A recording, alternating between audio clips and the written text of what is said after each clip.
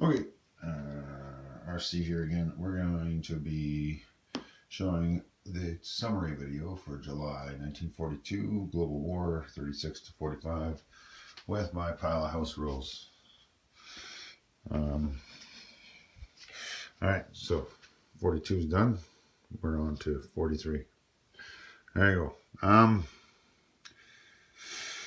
KMT and CCP both don't exist. I'm not sure. I think this might have been last turn, but it could have been this. Yeah, last turn and now this turn. So, well, they exist, but they both have one territory with no money, and I think one militia. Vichy's still up. France is still up.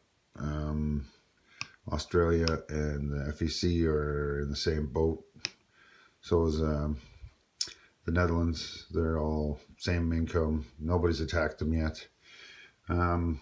British is down a bit. They've been slowly creeping down. Japan has basically all of China now, all the areas that are worth any money.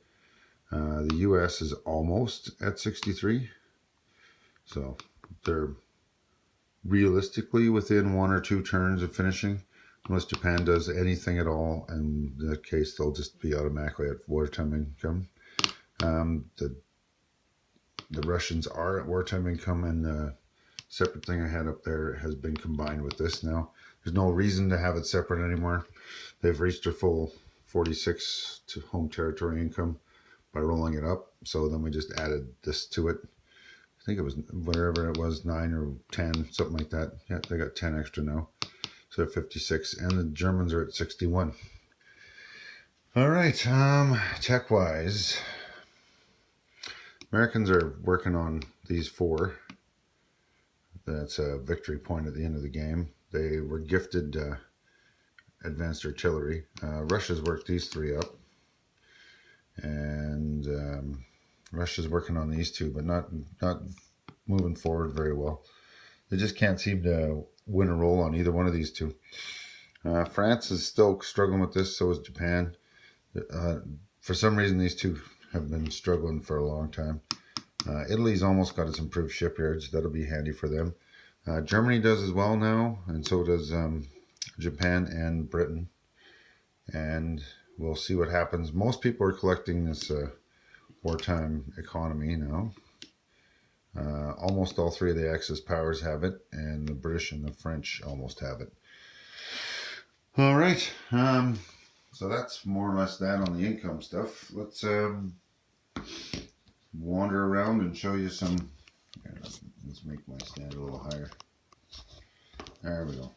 Let's wander around and show you some of the developments. Since we're here, the Americans have placed a carrier and a fighter and a tactical on it. They finally have the income to start moving these guys back, so they're on the way home. Otherwise, they just get wiped out in the Philippines. The Japanese have their starting fleet here. It's actually located there. They're minus a few destroyers. There's 4 destroyers to scoop these guys up if need be. Transports and some destroyers up there just so that the destroyers aren't totally alone. No. Yeah.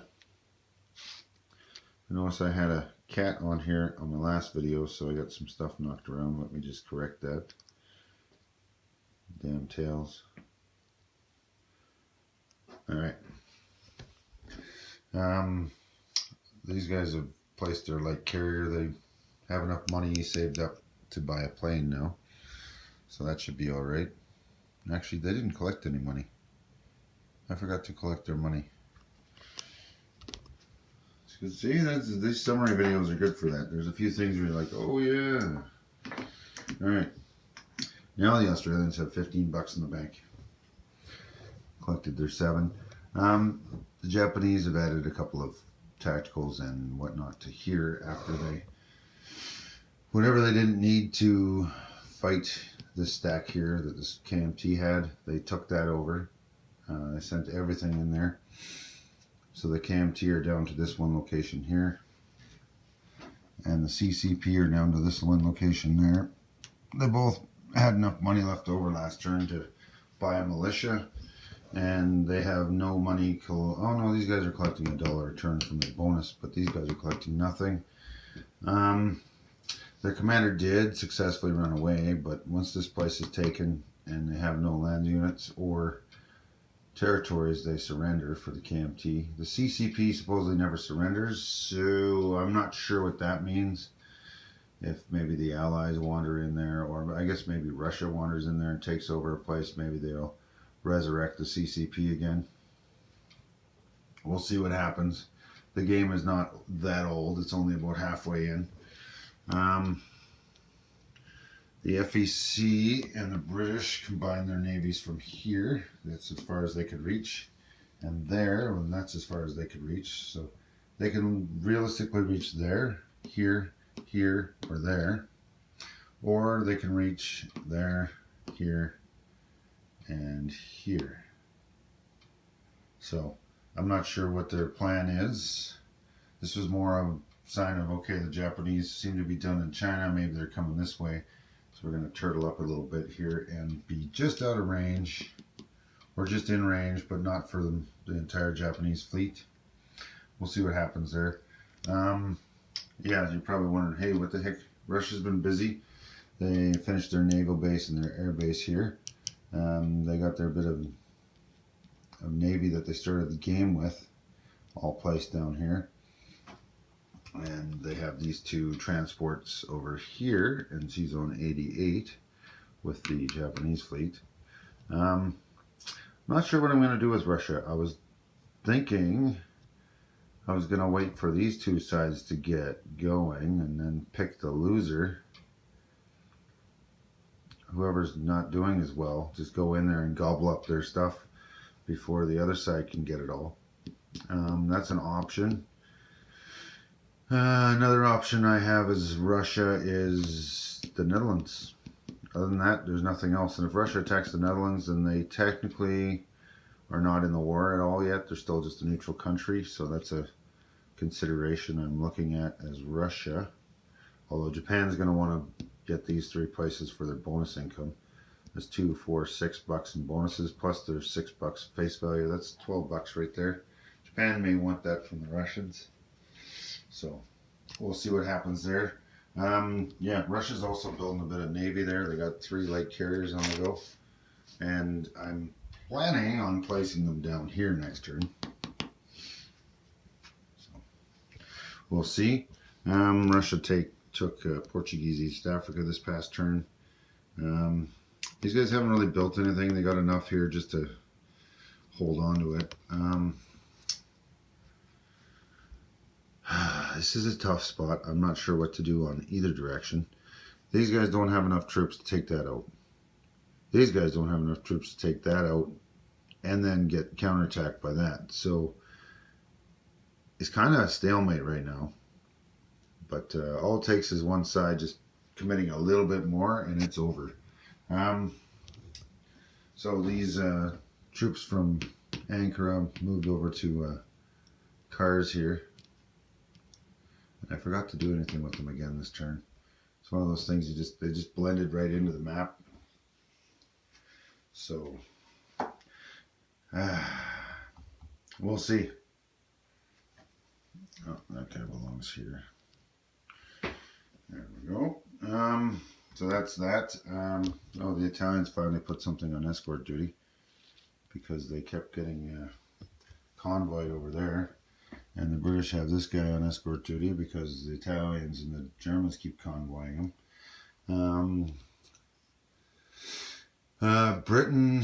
Germany decided to heavily assault this again with its strategic rockets. So there's 10 damage on that.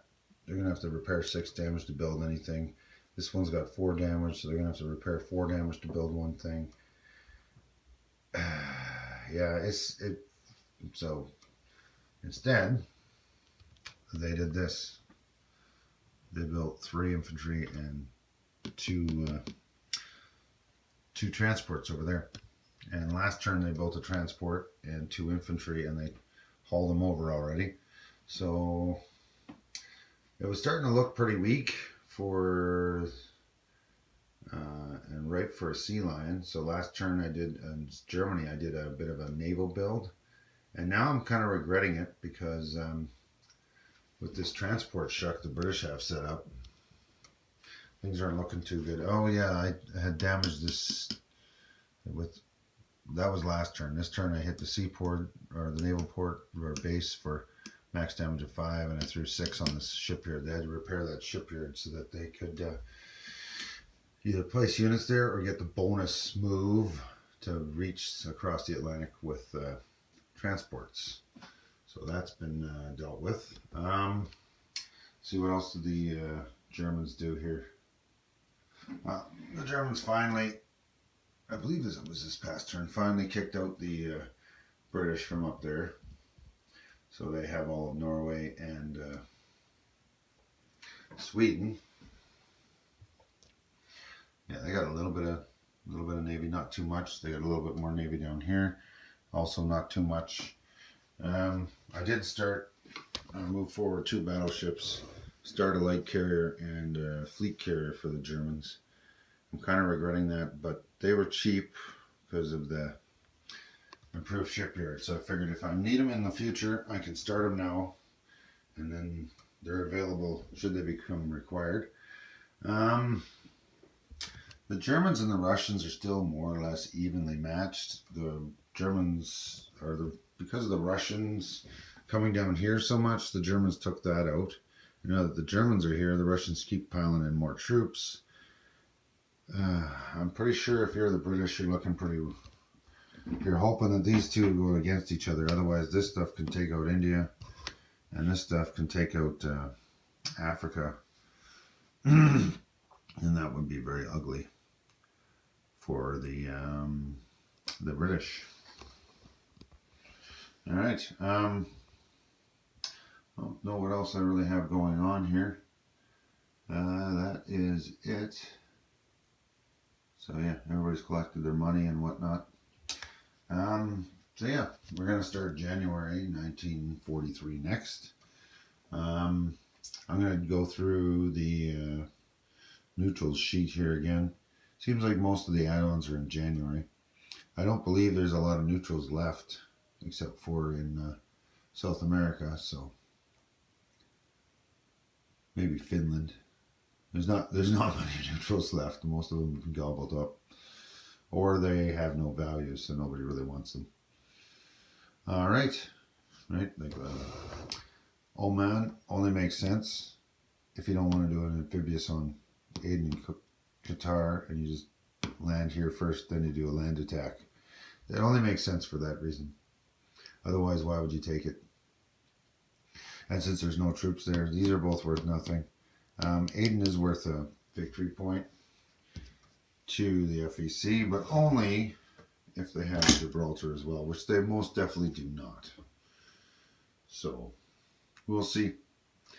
Yeah, this turn coming up here, if we can get some kind of major battles going on, it may affect what Russia does.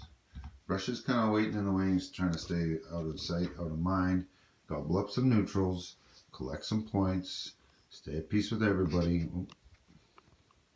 Stay at peace with everybody and just bide their time. And then when there's a weakness, capitalize. So, all right, I'm going to leave you there, and I will see you, as I said already, in January 1943. Enjoy the videos, and if not, well, I mean, hey, I can't make everybody happy. Have a good day anyway. Bye.